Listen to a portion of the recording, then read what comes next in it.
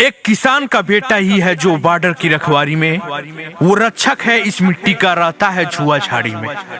फल फ्रूट सब्जी मक्खन और दूध दही का स्वाद मिले, एक किसान के दम पे जीवित हो, जो भोजन मिलता थाली में, जो भोजन मिलता थाली में।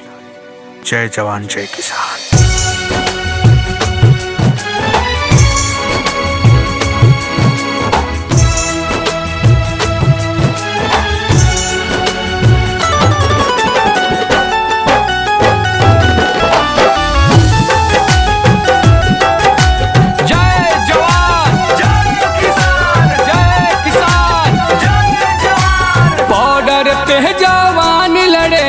खेत में लड़े किसान,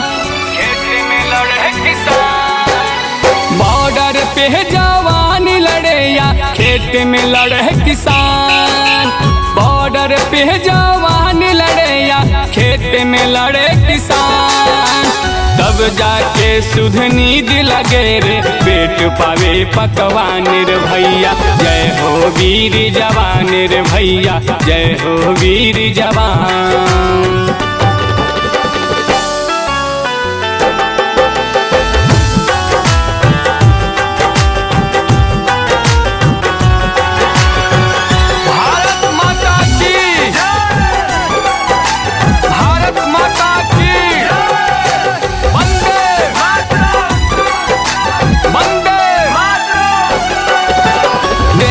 गर्व है इन वीरों पर, देख के इनको नमन करो। मौका मिले जहतन करने का, भूल से भी ना पतन करो, देश का गर्व है इन वीरों पर, देख के इनको नमन करो।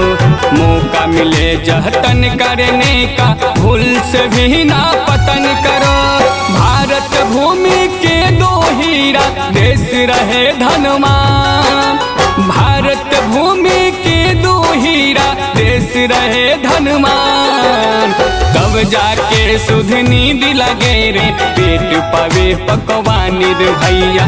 जय हो वीर जवान रे भैया, जय हो वीर जवान।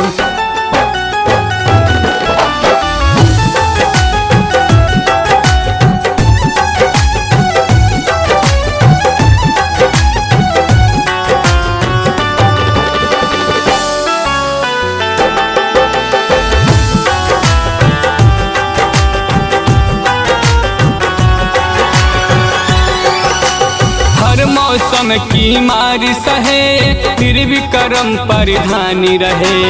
अपने फर्ज को कर्ज समझे, हर पल का सम्मान करे। हर मौसम की मार सहे, फिर भी कर्म परिधानी रहे। अपने फर्ज को कर्ज समझे, हर पल का सम्मान करे।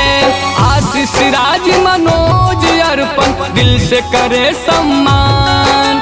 आशीष राज मनोज अर्पण, दिल से करे सम्मान। तब जाके सुध नींद लगे रे, पेट पावे पकवान रे भैया। जय हो वीर जवान रे भैया, जय हो वीर जवान।